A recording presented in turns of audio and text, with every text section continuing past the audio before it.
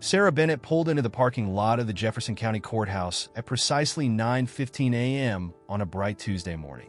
She was not attired like someone who owned half the commercial properties in downtown Jefferson, just simple blue jeans, a plain white shirt, and comfortable walking shoes, her usual attire for property inspections. The morning had begun like any other. Sarah woke up at 5 a.m. in her modest three-bedroom house on the outskirts of town, despite being worth millions. She loved to live modestly because her mother had always taught her that true wealth was not in conspicuous display, but in contributing to community development. As she walked up the steps toward the courthouse, Sarah could not help but smirk at how all this was working out. Just last week, her company had bought this very building in a private holding corporation. It was the latest purchase in a plan to upgrade the city's infrastructure while keeping rent for government agencies reasonable. Offices. The parking ticket in her hand was for a mere $50, which she received 2 weeks ago when one of the downtown meters had malfunctioned. Sarah had tried calling the clerk's office to explain, but they had insisted she appear in court. She had the photos of the broken meter on her phone and all the documentation. It should be a simple matter to resolve. Several people brushed past her on the courthouse steps, most of them wearing suits and carrying briefcases. A few nodded politely, not recognizing her as the owner of numerous buildings they worked in. Sarah preferred it this way. At 35, she had built her real estate empire quietly, letting her work speak for itself rather than broadcasting her success.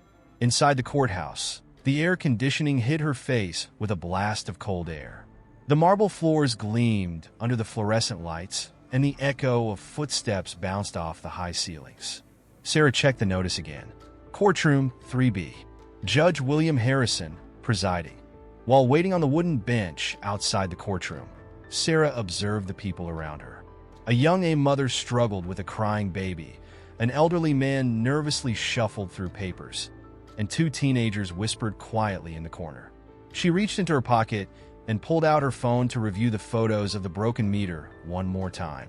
At precisely 10 a.m., the BFF opened the courtroom doors. All rise for the Honorable Judge William Harrison. His voice boomed through the room. Sarah stood with everyone else as a tall, gray-haired man in black robes strode to the bench. Judge Harrison's reputation prized him, known for being strict, traditional, and, as some whispered, not completely neutral. When it came to certain defendants, Sarah sat silent through several cases before her own. She watched how Judge Harrison treated each with varied degrees of patience. He was extremely nice to a young white college student who had been pulled over for speeding, but showed noticeable irritation with a Hispanic gentleman whose English was poor as he attempted to explain his case involving a traffic violation case. No.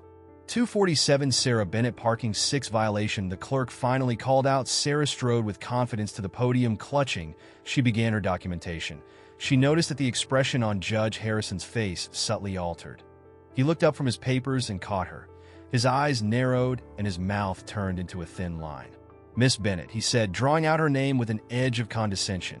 "You're here for a parking violation on Oak Street, dated October 15th. "Yes, Your Honor," Sarah said politely. "I have evidence that the meter was malfunctioning that day." Several other people had the same.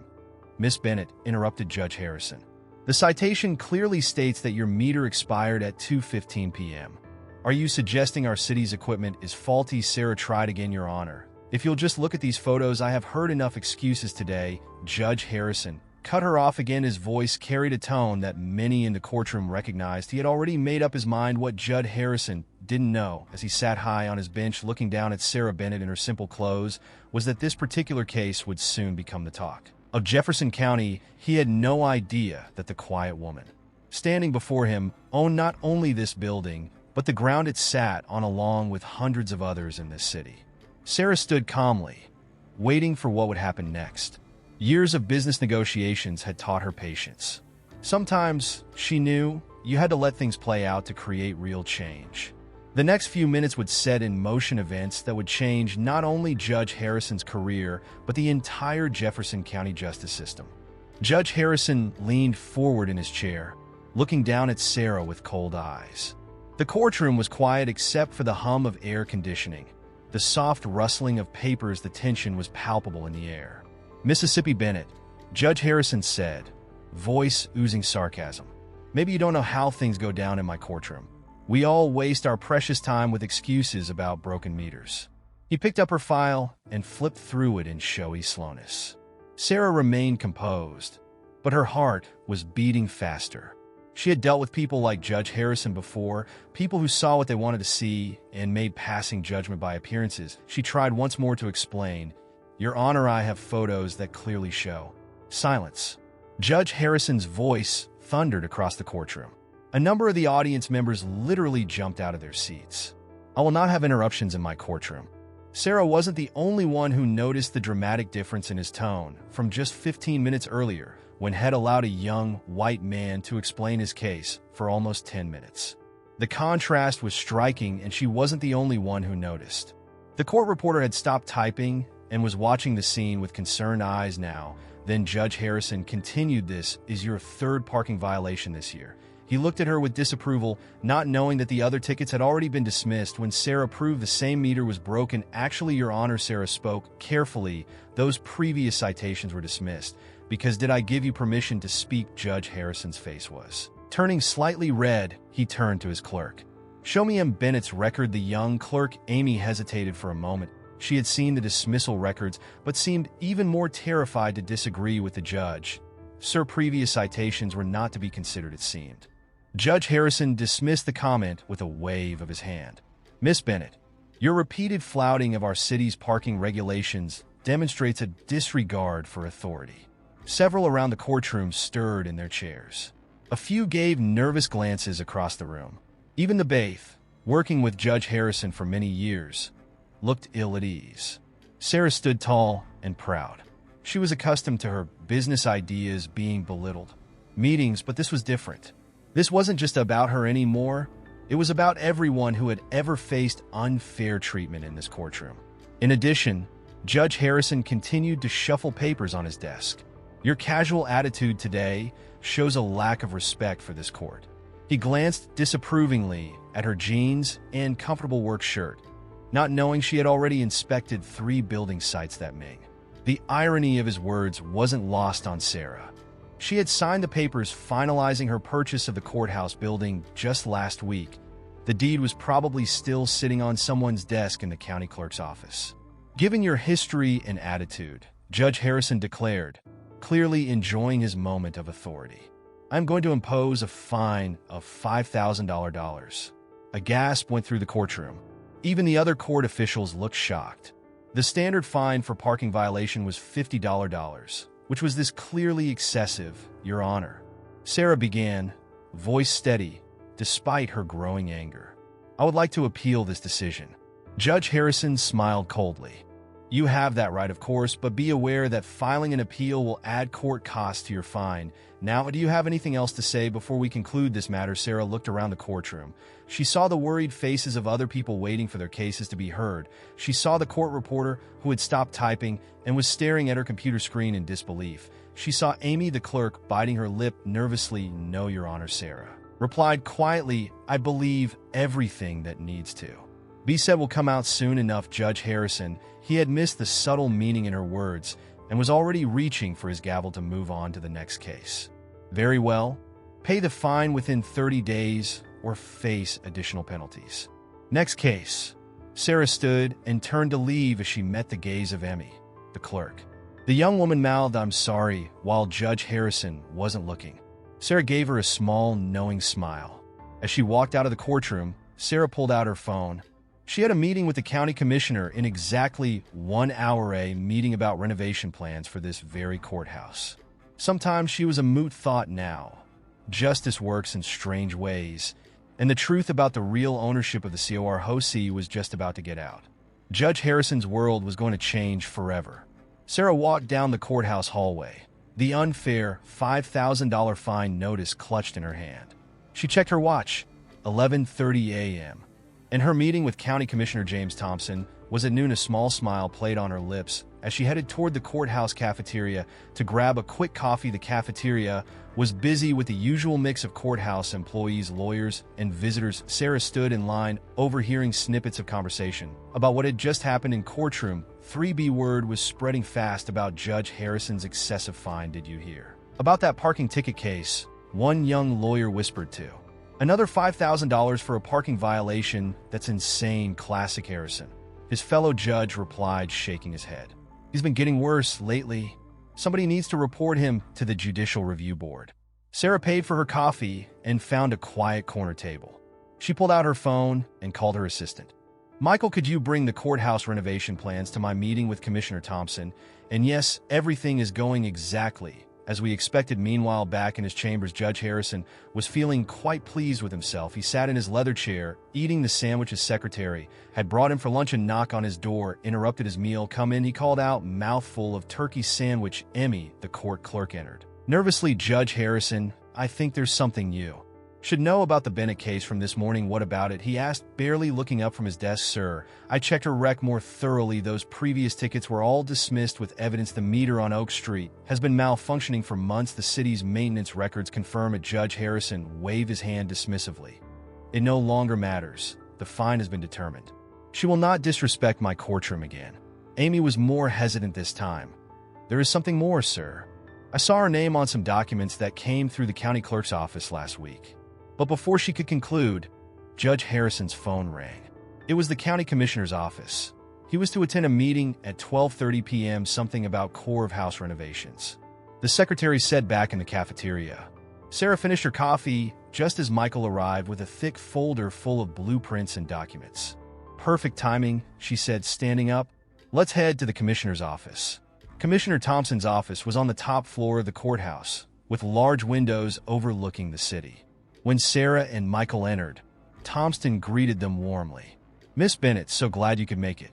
I've been excited to discuss your plans for improving the building. Motioned for them to take a seat in the plush chairs in front of his desk, Sarah unfolded the blueprints onto the commissioner's substantial desk. As you can see, we're renovating, yet keeping the historic integrity of the building. The first phase involves renovating all the courtrooms to include improved acoustics and new technology. They were deep in discussion when there was another knock at the door. Judge Harrison entered, then stopped dead in his tracks as his eyes landed on Sarah sitting there. His face went white. Judge Harrison, Commissioner Thompson chirped cheerfully. Perfect timing. I wanted you to meet Ms. Bennett properly. She's the new owner of the courthouse building.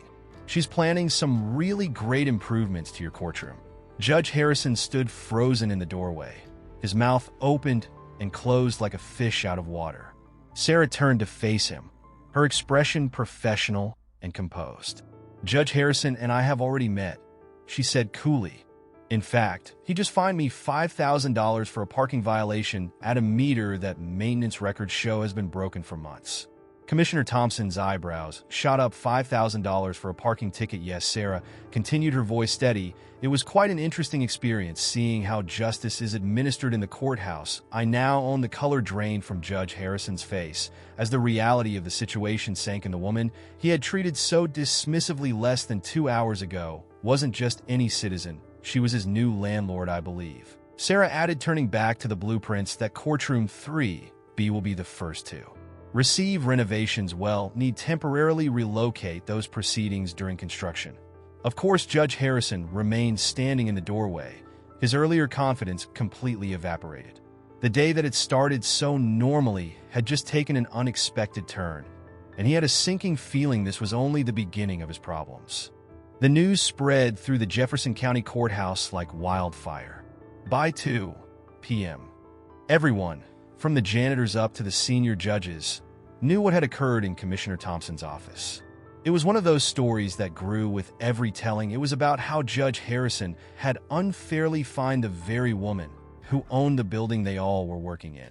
Judge Harrison sat in his chambers. His hand shook slightly as he poured his third cup of coffee. The morning's events replayed over and over again in his mind. He had been so quick to judge Sarah Bennett, so sure of his authority, and now it was all falling apart. A knock on the door made him jump. It was Chief Judge Martinez, his supervisor. Bill, we need to talk. Chief Judge Martini said, closing the door. Behind him, his face was serious. I've received 3 calls in the last hour about what happened this morning. The local news is asking for comments. Judge Harrison slumped in his chair. I didn't know who she was, he said weakly. That's exactly the problem, Martinez replied sharply. You shouldn't treat anyone that way regardless of who they are. $5,000 for a parking ticket. What were you thinking? Meanwhile, Sarah sat in her downtown office, reviewing emails were coming in. Local civil rights organizations did want to meet with her. Others said they, too, had been treated similarly in Judge Harrison's courtroom and wanted to tell her their stories. Her assistant, Michael, knocked and then entered, carrying a stack of papers. "Miss Bennett, the courthouse maintenance records you requested are here. They show that meter on Oak Street has been reported broken 8 times in the past 3 months." Sarah nodded, looking through the documents. "And the video footage, right here," Michael said, placing USB stick on her desk. "The cameras around the courtroom caught everything in there." The court reporter also emailed over the official transcript. Meanwhile, back at the courthouse, Amy, the clerk, was busily pulling files from Judge Harrison's previous cases. She had been keeping notes for months, worried about the pattern she saw in his rulings. Now finally someone might actually listen. Judge Harrison's secretary knocked on his door once more. "Sir, there is a reporter from the Jefferson Daily News Online one. They're running a story about this. Tell them no comment." He snapped, immediately regretting the harsh tone. He was starting to realize how often he spoke to people this way. At 3:30 p.m., Sarah had another meeting, this time with her lawyers. They sat in her conference room, going over the morning's events. The fine was clearly excessive, her lead attorney said, but more importantly, "We found a pattern of similar behavior in Judge Harrison's courtroom. The data shows significant disparities in how he treats different defendants based on race and appearance." Sarah looked out her office window at the Courthouse building across the street. "This isn't about revenge," she said thoughtfully. "It's about making sure this doesn't happen to anyone else." Back in his chambers, Judge Harrison received another visitor, his old friend and fellow Judge Robert Shun. "Bill," Judge Shun said, sitting down heavily, "I've been your friend for 20 years. I need to be honest with you. What happened today, it's not an isolated incident. We've all seen how you treat certain defendants differently." Judge Harrison started to protest, but Judge Chun helped hold up his hand. "Listen to me. This is your wake-up call. You can either learn from it, or it can be the end of your career." Late afternoon, Sarah received a call from Commissioner Thompson. "Miss Bennett, the Judicial Review Board has called an emergency meeting for tomorrow morning. They're requesting your presence." "They'll be there," Sarah replied. "And, Commissioner, please make sure Judge Harrison knows that my plans for renovating his courtroom haven't changed. Sometimes the best way to fix a broken system is from as the sun set over Jefferson County." Sarah sat in her office, deep in thought over the events of the day, while Judge Harrison sat in his. For Sarah, it was just another step in her quiet mission to better her community. For Judge Harrison, it marked the beginning of a painful but much-needed lesson concerning justice, prejudice, and the consequences of judging a book by its cover. The real changes were only just beginning, and tomorrow would bring even more surprises for everyone concerned. The next morning, the Jefferson County Judicial Review Board convened in a conference room on the top floor of the courthouse. 7 members sat around a huge oak table at the front of which sat Chairman David Roberts. The room was tense, with a waiting for Sarah Bennett at exactly 9:00 a.m. feeling. This time, there was no mistaking her position of authority as Sarah walked in, smartly attired in a navy blue suit. Her lawyer, Jennifer Martinez, was large and bijou, carrying a thick, full folder of documents. "Thank you for coming, Miss Bennett," Chairman Roberts said, gesturing to an empty chair. "We have called this emergency meeting to address yesterday's incident and some broader concerns that have come to light." Just then, Amy, the court clerk, entered with a cart full of files. "These are all the cases from Judge Harrison's courtroom over the past year," she explained, her voice shaking slightly. "I've been keeping track of the patterns." The board members looked at the mountain of files with concern. Sis lawyer stood up and began distributing reports she had prepared. "What you're receiving," Jennifer explained, "is a statistical analysis of Judge Harrison's rulings over the past 12 months. The data shows clear patterns of bias in his sentencing." Chairman Roberts put on his reading glasses and studied the first page. His frown deepened. "According to these numbers, Judge Harrison gives fines averaging 200% higher to minorities compared to white defendants for the same violations." Down in his chambers, Judge Harrison sat alone, waiting. He hadn't slept well, spending most of the night thinking about his actions. His phone kept ringing with calls from reporters, but he ignored them all. Sarah's voice was calm as she addressed the board.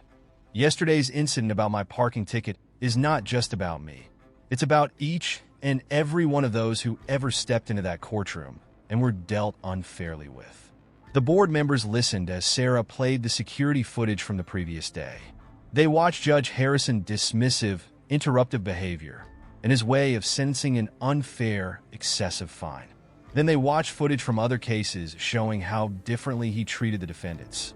"This is disturbing," said board member Janet Chun, shaking her head.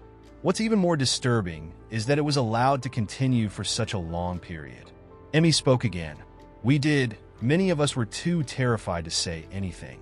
Judge Harrison is very powerful here. The meeting had reached its midway when Commissioner Thompson arrived with more evidence. "We've obtained the maintenance records for that parking meter," he said.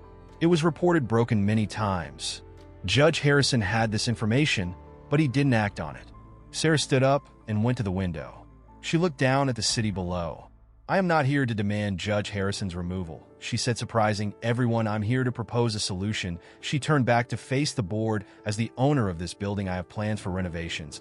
But maybe we need to renovate more than just the physical structure. Maybe we need to change how justice is administered here." The board members exchanged glances. Chairman Roberts leaned forward. "What exactly are you proposing, Ms. Beneda?" "Complete overhaul of the system," Sarah replied. "Mandatory bias training for all court officials, regular review of sentencing patterns, and a new community oversight committee.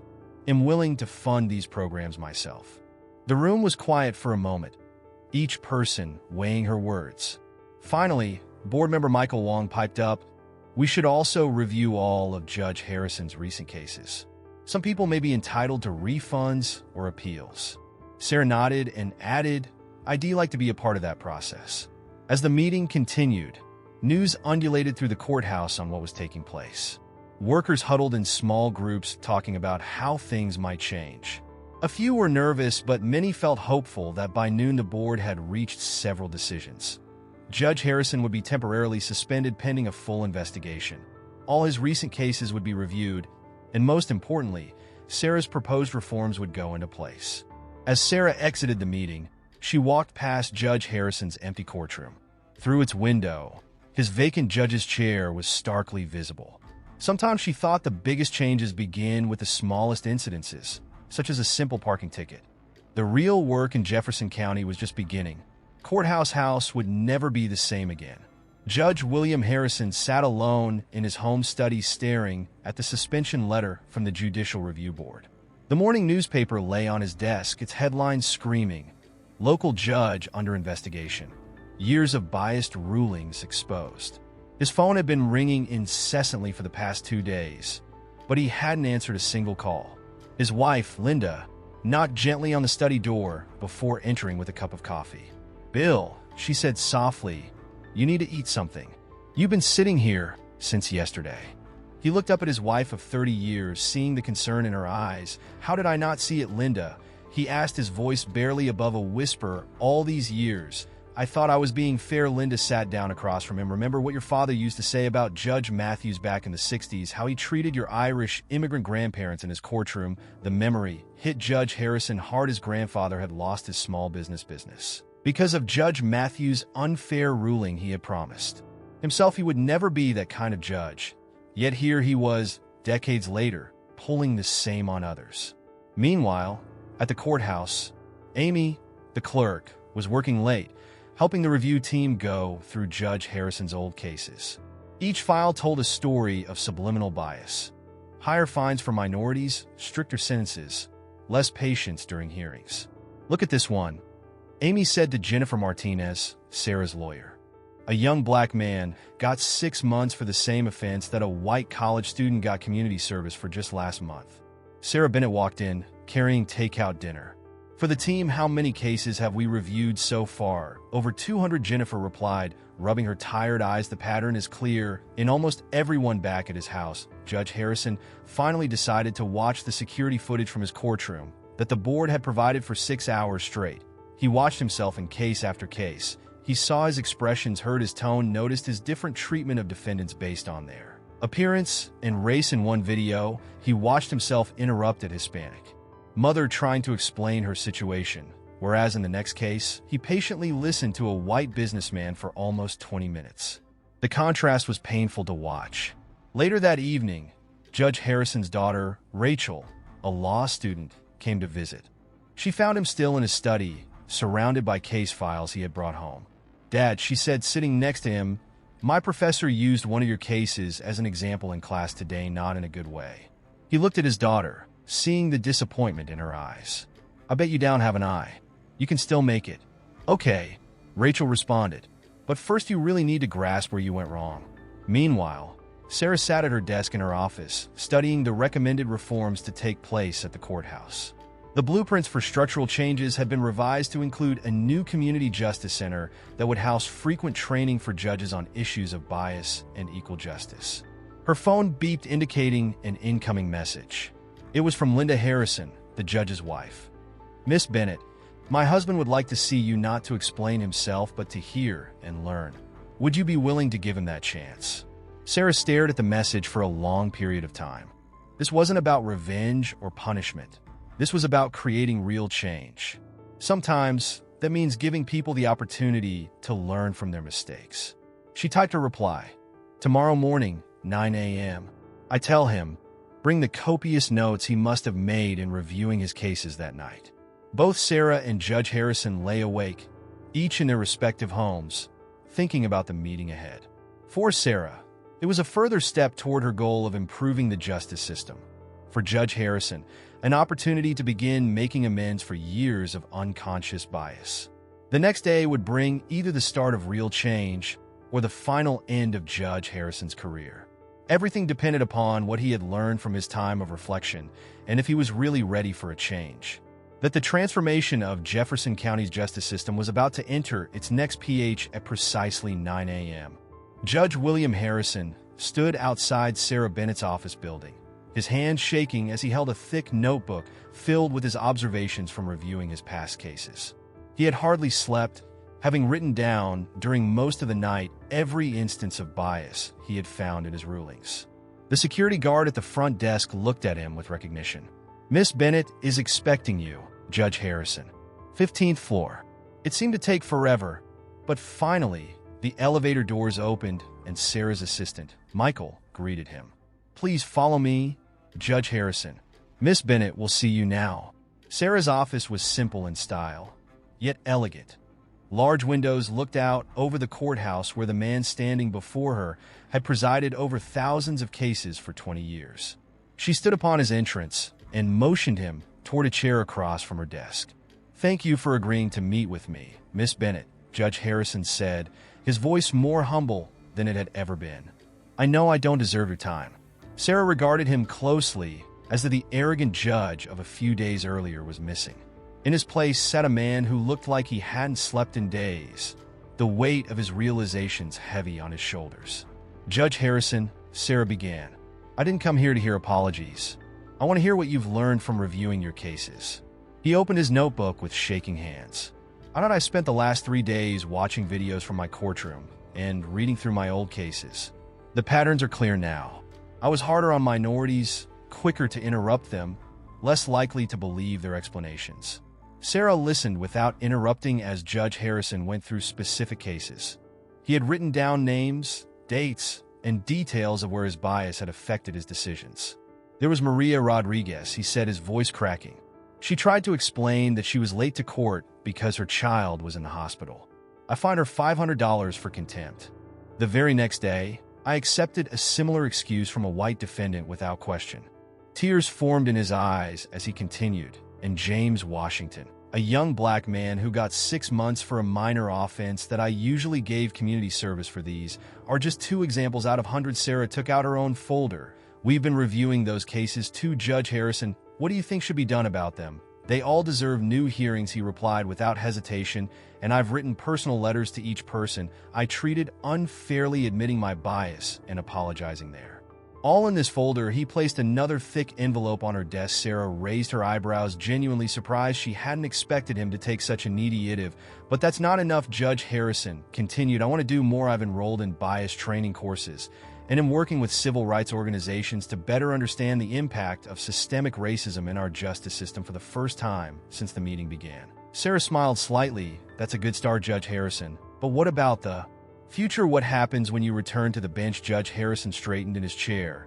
If I'm allowed to return, I want to implement a system where all my rulings are reviewed monthly for bias.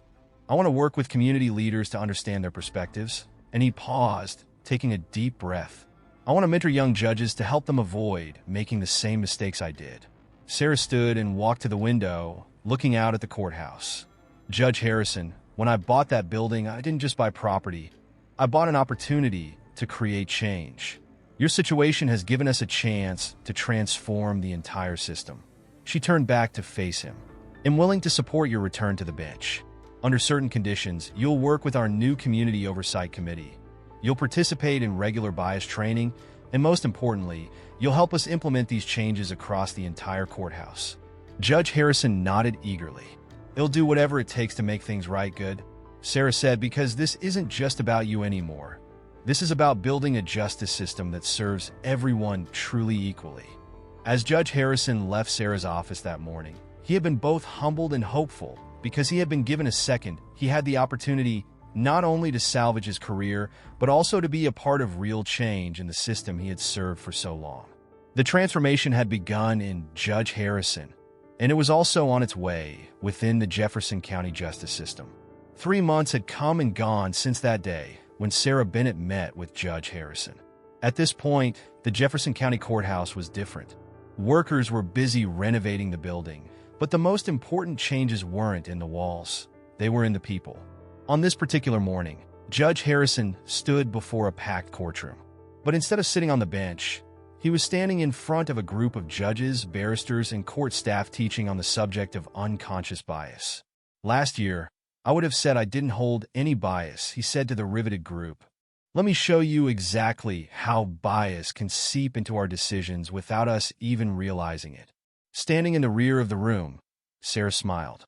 The man speaking was so unlike the arrogant judge who had fined her 3 months earlier. His hair was grayer now, but his eyes wore wisdom that had not been there before. Emmy, court clerk raised her hand. Judge Harrison, what's the biggest change you've noticed in yourself since the training began? Harrison smiled thoughtfully. I listened more, really listened yesterday. A young man came in for a traffic violation in the past.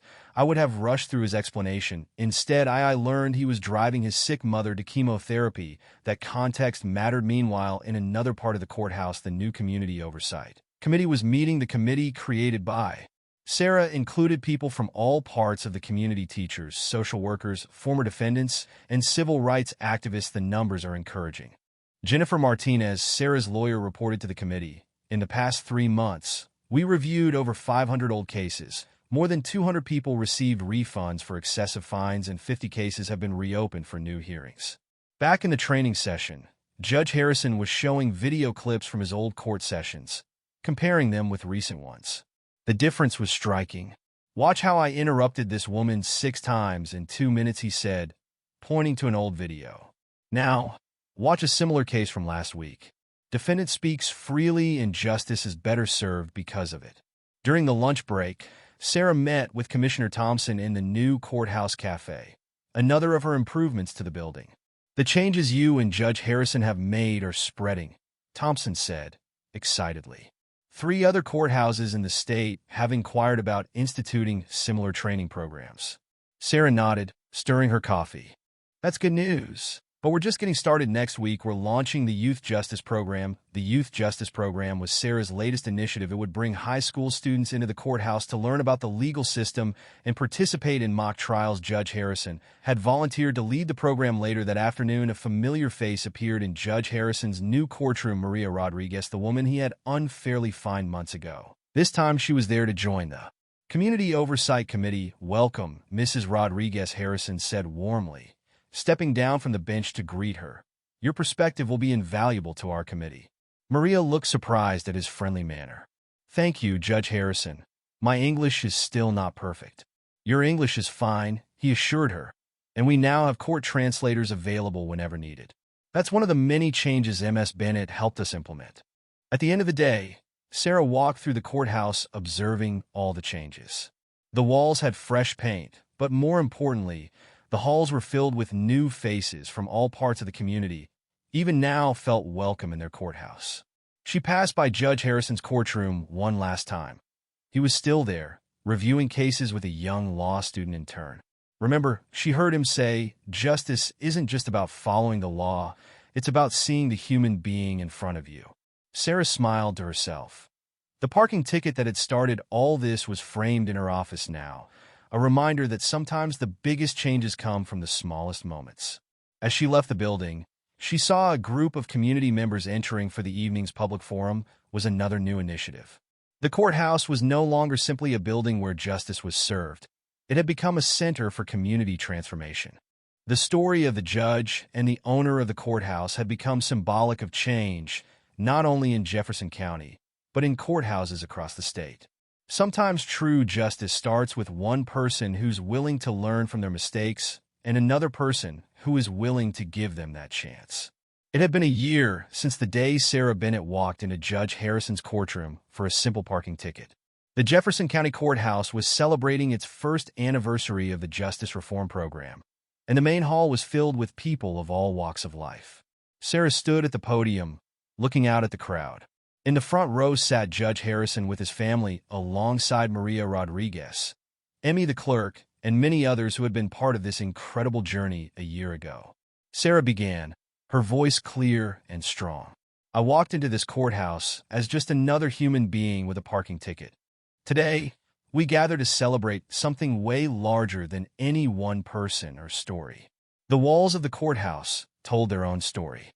New signs in multiple languages welcomed visitors. Works from local artists adorned the halls in which scenes of justice and community were depicted. Every tomb now had translation services and cultural sensitivity advisors.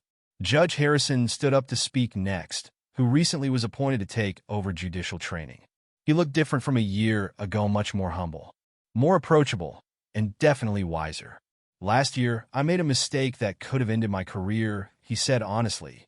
"Instead, thanks to Bennett's vision, it became an opportunity to create real change. We've helped other people learn from my mistakes."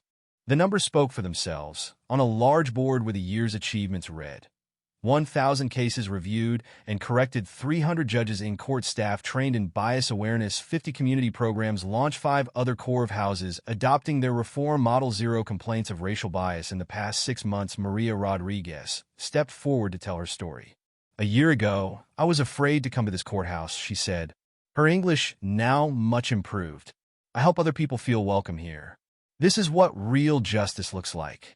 Amy, who had been promoted to chief court administrator, presented the next phase of their programs. "Starting next month, we're opening the Youth Justice Academy. High school students will learn about law and justice from Judge Harrison and other reformed judges in the audience." Local news reporters took notes. The Jefferson County Courthouse had become a national model for justice reform. Visitors from other states regularly came to learn from their example. Sarah watched as Judge Harrison's daughter, Rachel, now a newly graduated LA lawyer, talked about the legal clinic she was opening in the courthouse. It would provide free legal help to people who couldn't afford lawyers. "My father's experience taught our whole family about the importance of fair justice," Rachel said. "Now I want to help make sure everyone has access to it." Near the end of the ceremony, a surprise visitor arrived, the mayor of Jefferson City. He carried an official proclamation declaring this day Justice Reform Day in the city. "What happened in this courthouse over the past year proves that change is possible," the mayor announced. "One parking ticket led to a complete transformation of our justice system." Judge Harrison walked over to Sarah, holding something in his hands. It was a framed copy of the original $5,000 fine he had given her. "I keep this in my chambers," he said quietly. "It reminds me every day to look past my assumptions and to see the real person standing before me." Sarah smiled and pulled out her own copy of the same ticket, which she had framed in her office. "Sometimes the best lessons come from unexpected places," she replied. Stories were shared throughout the celebration about ways in which the courthouse had affected the lives of its people. A young man spoke about getting a second chance through the new rehabilitation program. A grandmother spoke about how the new translation services had helped her family make their way through the courts. The day closed with a community dinner, and the people of all colors sat together in the courthouse plaza, sharing food and stories. Judge Harrison was sitting with Maria Rodriguez's family, learning Spanish from her children. Sarah watched it all from a quiet corner, feeling proud of what they had pulled off. The parking ticket that started it all was now a distant memory, but its ramifications would go on and on for generations to come. The Jefferson County Courthouse wasn't a building anymore, just a beacon of how justice truly blind to color and status would change in the entire community. As the sun set on this celebration, Sarah knew this was not the end of this story, but rather a new chapter in the ongoing struggle toward true justice for all.